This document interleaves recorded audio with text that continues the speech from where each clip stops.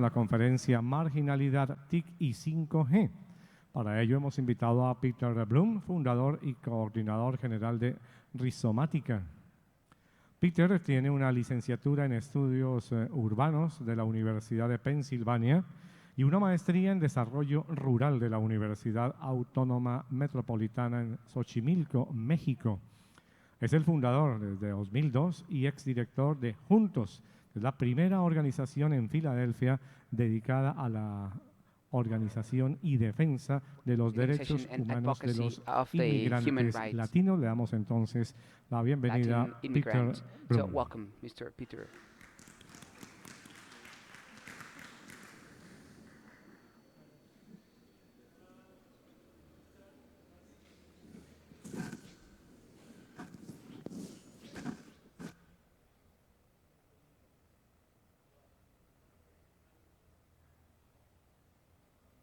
Bueno, ok. Buenas tardes. Good a todas y a afternoon, todos. everybody. Yo soy Peter Bloom, soy el coordinador general de Rizomática. También trabajo en un operador que se llama Telecomunicaciones Indígenas Comunitarias. Community indigenous operators. We work in the rural areas of Mexico where we basically are a cell phone operator for many years already. We are También Rizomática, bueno, nos dedicamos a replicar esta experiencia de México en otros países. Estamos aquí apoyando a compañeros de Colombia, Brasil, y en otros lados, y pues tenemos una parte que nos enfocamos en las políticas públicas y la regulación de las telecomunicaciones. Lo que voy a hablar hoy es sobre 5G y la brecha digital, lo que decía en el programa como marginalización o marginalidad y 5G. Ese tema es más importante porque nosotros, como nos dedicamos a la conectividad de los seres humanos en zonas rurales, la gente no conectada, de repente hemos empezado a escuchar mucho del 5G, de que el 5G viene y va a cambiar todo. Eso puede ser que pase, ¿no? Pero nos preocupa qué suceda con toda la gente no conectada. Dependiendo de las cifras, podemos hablar de 4.000 millones, 3.000 millones de personas en el mundo que no están conectados, ¿no? O porque no tienen suficiente dinero para pagar el servicio que hay actualmente ahí, o porque simplemente no le llegue ningún operador o cobertura. Entonces, si vamos a empezar desde la pregunta si el 5G resolverá la brecha digital, la respuesta claramente es no. El 5G tiene bastantes cualidades interesantes, pero uno de ellos no es la conectividad de comunidades no conectadas. De ahí voy a empezar. Eso es toda mi charla, muchas gracias. No. De ahí vamos a partir, ¿ok? No estoy en pro ni en contra del 5G. Simplemente lo que quiero resaltar, destacar, es que no es una tecnología que nos va a resolver los temas de conectividad. Y eso me atrevo a decirlo aquí frente a gente que regula las telecomunicaciones porque creo que es importante considerar el 5G desde ahí. Es muchas cosas, pero tecnología para zonas rurales, tecnología para soluciones de bajo costo no es, ¿ok? Bueno, nada más aquí unas cifras del GSMA. Aunque fuera esta solución, va a tardar muchos años todavía en serlo, ¿no? Y esta cifra, por ejemplo, pues no nos da como mucha esperanza. Estamos hablando de 2025, 8% de todas las conexiones van a ser de 5G en el 2025 según el GSMA. 8%. Y no van a ser de la gente en las zonas rurales o la gente que no están conectados tradicionalmente, ¿ok? Entonces vamos a dejar esa parte por ahí por el momento. Ahora, ¿a qué nos referimos con la brecha digital? Porque esta charla se trata de 5G y la brecha digital. Bueno, la brecha digital es esta brecha en términos del acceso a las tecnologías, ¿no? Tradicionalmente tiene que ver con quién está conectado y quién no, pero luego se va evolucionando y adquiere ciertas propiedades como más cualitativos. Entonces, no el simplemente quién está conectado y quién no, pero también cómo están conectados, qué tipo de tecnología, qué habilidades digitales tiene esta persona, etc. Pero sobre todo la brecha digital, hablamos de personas. Normalmente estamos hablando de personas no conectadas. Entonces, este enfoque humano es muy importante, ¿ok? Y la brecha digital, cuando hablamos de 5G y cuando hablamos de ciertas nuevas tecnologías, si tú te quedas en el 2G, ponte tú, o con una conexión deficiente de Internet, mientras el resto del mundo, el mundo urbano, va avanzando, tú, por quedarte en el mismo lugar, te estás quedando atrás. Entonces es muy importante entender cómo por los ciclos de innovación y los ciclos de nuevas tecnologías, ser desconectado o subconectado, cada día se hace más grande esta brecha digital, simplemente porque te quedaste estancado, ¿no? Mientras los demás se siguen. Bueno, rápidamente, ¿cómo podemos matizar la brecha digital? Bueno, cobertura y acceso. Simplemente, ¿hay algo a que conectarme? ¿Sí o no? Si lo hay, ok. Luego, cosas de costo y asequibilidad, ¿no? ¿Tengo suficiente dinero para conectarme a esa red? Estaba hablando con un compañero ahora que hizo ahora un análisis que se los va a compartir en el próximo día, de que en muchos países de África tienes que gastar 60% de tu ingreso, siendo alguien del quintil más pobre, en 1 giga de conectividad. 60%, ¿no? Es así, ¿no? Entonces, bueno, eso no es algo factible para mucha gente. Y luego, obviamente, pues las habilidades digitales. ¿Cuál es tu capacidad de aprovechar de estas tecnologías, ¿no? Entonces, también en este sentido, si hablamos del 5G, por lo que sabemos hasta ahora, la cobertura de 5G va a estar bastante enfocado en los centros urbanos, ¿no? ¿Por qué? Porque requiere cierta infraestructura que lo permite, fibra, etcétera, ¿no? Entonces, vamos a hablar de eso en un ratito más, pero el 5G, si hablamos de cobertura y acceso, si hablamos de costos y si hablamos de habilidades digitales, pues todavía no estamos ahí con el 5G, ¿no? A ver, levantando la mano, ¿quién aquí tiene un teléfono habilitado para usar una red 5G? ¿Alguien? ¿Ni una sola persona? Bueno, yo tampoco.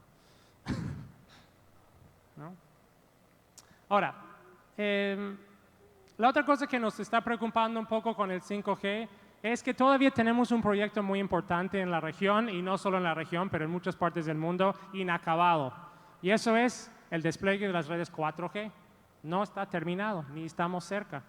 Entonces, si agarramos estas cifras, estamos en términos de conexiones, más o menos al 42% de la población puede acceder a una red LTE.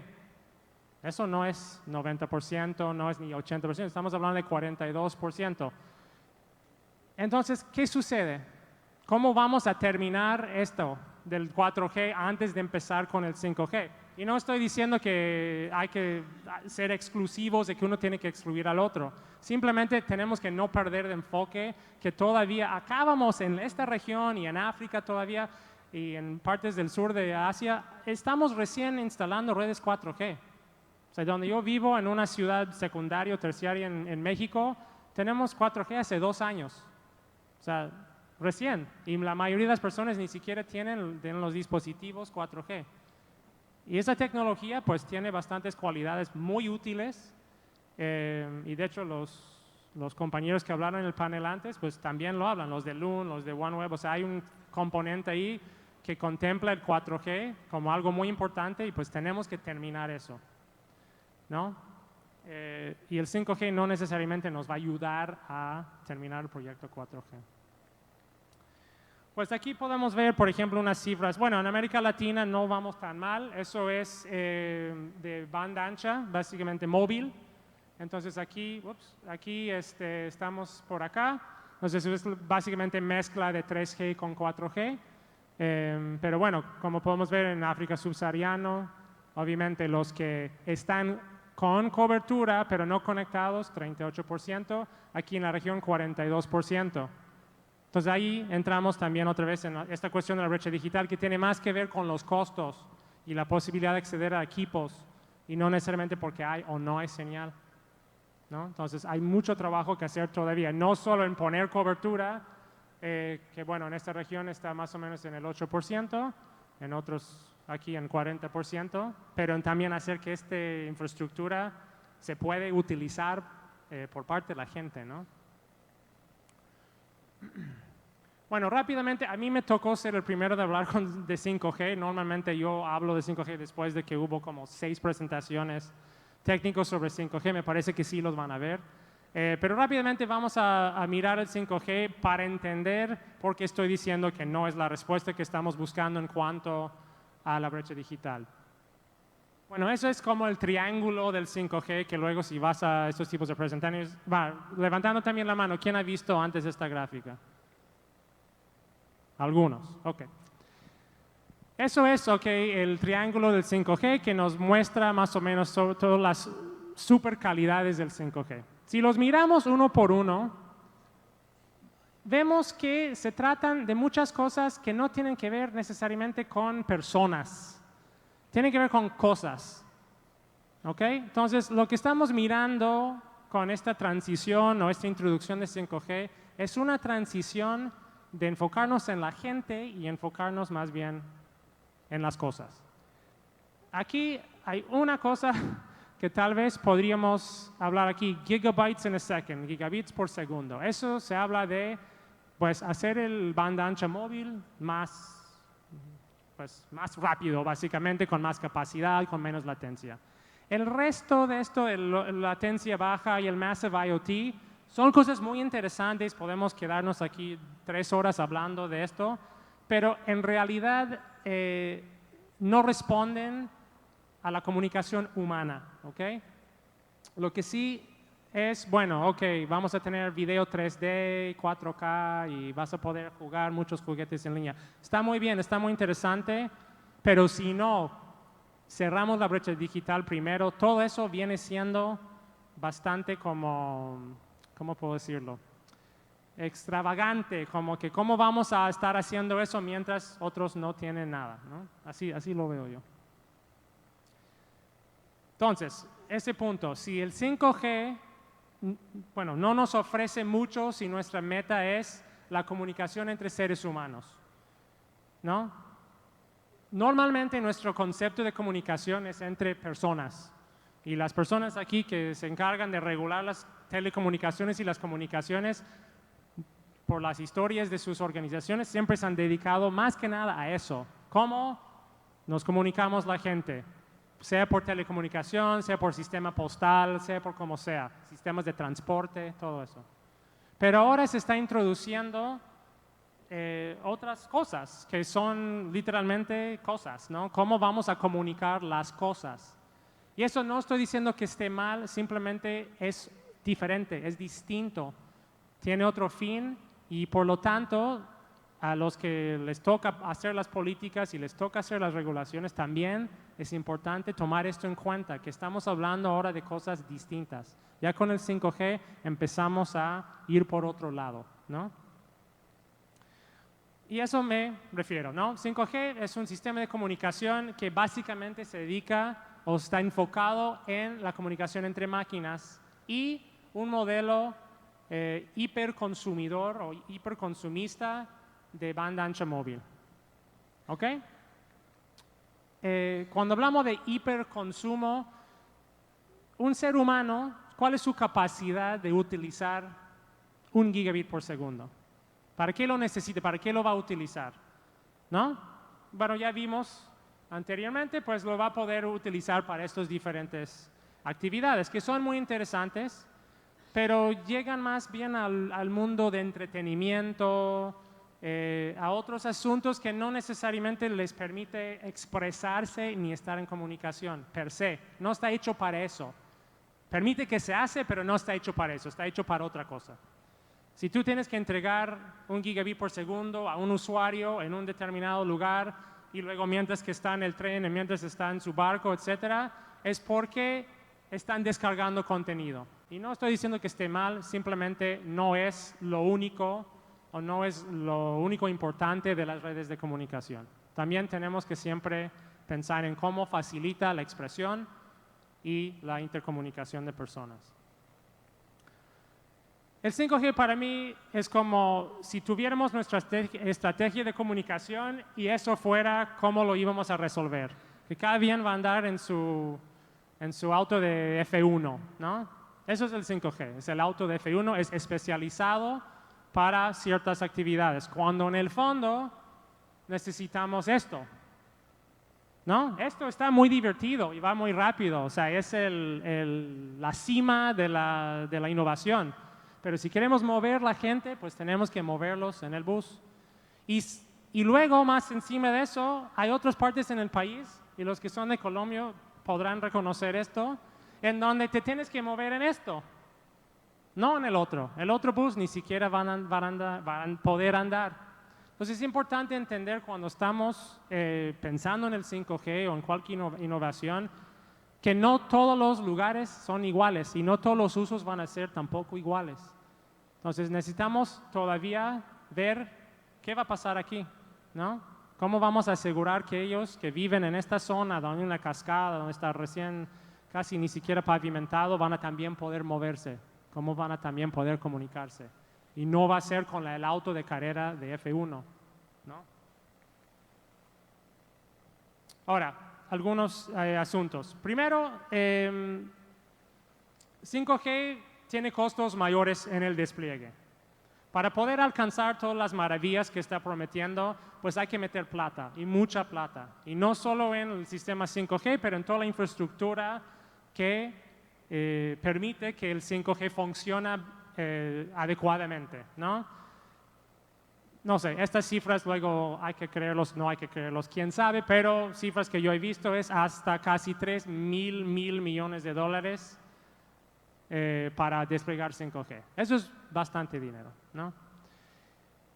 Y obviamente si estamos invirtiendo el dinero en eso, es probable que no lo estamos invirtiendo en otras tecnologías que tal vez sí podrían cerrar la brecha digital. No te puedo decir eso científicamente, pero mi impresión es que mientras los operadores están invirtiendo dinero, no cualquier dinero, dinero importante en 5G, en comprar derechos de espectro, en mejorar sus redes de fibra, en nuevos radiobases, pues sí, obviamente van a tener menos apetito, menos deseo, menos ganas de estar invirtiendo en zonas que ven como menos rentables, ¿no? Y mucho menos con el 5G. Si este problema ya lo tenemos con el 3G y el 4G, pues igual lo vamos a seguir teniendo con 5G y peor todavía porque estos dólares, este dinero, esta inversión, si lo van empezando a destinar a 5G, eso lo que va a hacer es densificar, masificar la comunicación en los lugares que ya lo tienen. ¿No? Es también desde el usuario. Es caro usarlo, 5G. Obviamente no sabemos bien cuáles van a ser los precios de mercado de un servicio final de 5G, porque ya son tan poquitos. Los pocos ejemplos que vemos que sí son inclusive más caros que 4G. Pero básicamente, yo ya les pregunté a ustedes quién tiene un dispositivo 5G y pues nadie lo tiene. Entonces eso implica que cada quien que estemos acá tendríamos que comprar un nuevo teléfono. Un nuevo no sé qué, un nuevo dispositivo.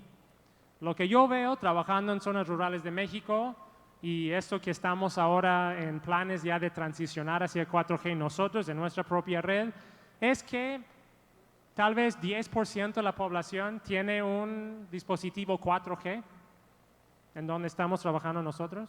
Entonces ni hablar de 5G. Entonces si yo quiero utilizar 5G, tengo que cambiar dispositivo. Y además, el 5G contempla muchos más dispositivos. No es solamente que estamos hablando de comunicación por celular. Estamos hablando de la casa inteligente, el campo inteligente, y todo eso requiere también una inversión por parte de la persona que desee utilizar la tecnología, ¿no? Entonces, cuando hablas con el campesino, dices, oye, ¿te gustaría aprovechar esta red 5G y los sensores? Pues tendría que gastar en los sensores. O sea, entonces, no es como para sacar el provecho total del 5G, no es simplemente ya comprarse un teléfono nuevo que te va a costar mucho dinero, pero también un montón de otros dispositivos. Y eso tiene un costo. O sea, el 5G está hecho para que haya muchísimos dispositivos pues ¿quiénes van a ser los dueños de esos dispositivos? En algunos casos va a ser el gobierno, el mismo sistema de transporte, un hospital, lo que sea, pero para usuario final también se supone que vas a estar invirtiendo en tener más dispositivos digitales conectados. Y luego, que esos son más hipótesis, hay una pelea para los recursos, que sea esta pelea esté articulado, está anunciado, a veces sí, a veces no. En términos de espectro, pues sí, en otros espacios donde se habla más de espectro, pues sí, hay ciertas disputas por ciertas bandas, que si va a haber a 5G o si va a haber a constelaciones satelitales o hubs o todo esto. Entonces, sí hay recursos que se están peleando ahora. Y como yo dije en el principio, el 5G no nos va a ayudar mucho con la brecha digital, pues tal vez es importante considerar eso cuando tomamos las decisiones sobre cómo utilizar los recursos como el espectro. El 5G pide muchísimo espectro. Es sin precedentes en la historia de las regulaciones la cantidad de espectro que el 5G está pidiendo. Y otra vez, no estoy diciendo si esté bien o mal eso, simplemente es importante considerar los otros servicios y los otros usos posibles que podemos dar ese espectro o que no podemos dar ese espectro si se va todo a 5G, ¿no? Y además lo que vemos en algunos países, especialmente aquí en el sur global, es que empiezan a invertir muchos recursos internos a ver cómo vamos a poner 5G, cómo vamos a ser los primeros, cómo no nos vamos a quedar atrás. Y entiendo, la verdad sí entiendo pues ese deseo de no quedarse atrás, pero también sé que si pusieron esta misma cantidad de energía y ganas y pasión en cerrar la brecha digital, pues podríamos también avanzar bastante en ese tema, ¿no? Bueno, aquí, por ejemplo, hay una gráfica de la OIT sobre, bueno, no lo voy a decir una disputa, pero básicamente hay diferentes usos que se quiere dar a diferentes bandas de espectro. Entonces, cuando hay azul, eso es IMT, eso es 5G, digamos, 4G y 5G. Entonces, en algunas bandas como muy altas, 66 a 76 GHz, los únicos que quieren esto son los compañeros del 5G. Pero si bajamos aquí, donde hay verde y donde hay rojo, rojo son los hubs, plataformas de altitud, ¿cómo se llama en español? Los hubs, no sé. Y el otro es los non-geostationary satélites, ¿no? Entonces, en por ejemplo, 38-39.5, tienes IMT, tienes hubs y tienes constelaciones de baja órbita. Todos pidiendo el mismo espectro. Y qué bien, y por eso existe la UIT para resolver estas cosas. Pero si vemos de 24 hasta 81, la cantidad de azul es obviamente bastante grande, pero no son los únicos interesados en estas bandas, que son las bandas milimétricas, las famosas bandas milimétricas. Entonces, ¿qué va a suceder con este espectro? Por ejemplo, si el 5G se lleva todo de aquí para allá, pues va a ser muy difícil habilitar estos otros tipos de servicios, que otra vez, no estoy diciendo si son mejor o peor, pero para ciertos casos probablemente sean más útiles, especialmente si estamos hablando de la brecha digital, pues obviamente tener un globo de Loon o un satélite de OneWeb probablemente va a ser más fácil conectar una población que con una red 5G. ¿No? Ahora, si queremos cerrar la brecha digital, 5G tiene que coexistir con otras alternativas, no hay de otro, ¿no? Y todos pueden beneficiarse si esto suceda. Lo que yo quiero mencionar, básicamente antes de terminar, son lo que yo siento, y yo creo que va a haber bastante eco en algunos de los otros speakers ahora que van a seguir, de qué sí podríamos hacer desde lo regulatorio, desde las políticas públicas, para mejorar la conectividad y cerrar la brecha digital. Primero, reducir el tamaño de las áreas de licencia. Lo que nosotros encontramos cuando pedimos espectro al regulador en México fue que tuvimos que tomar un área bastante grande cuando realmente queríamos un área bastante pequeño. Y eso no es que esté mal, simplemente da una ventaja a los que tienen mayor capital, mayor capacidad de realmente utilizar una licencia, un área muy grande. y es como una barrera a que otros medianos y pequeños entran al mercado, ¿no? El uso secundario del espectro sentimos que es muy, muy, muy importante. Está bien que hay un usuario primario, si se van a poner todo eso en 5G, pues qué bueno, pero también cuál va a ser la posibilidad de que otros puedan utilizar el espectro en donde no está siendo utilizado.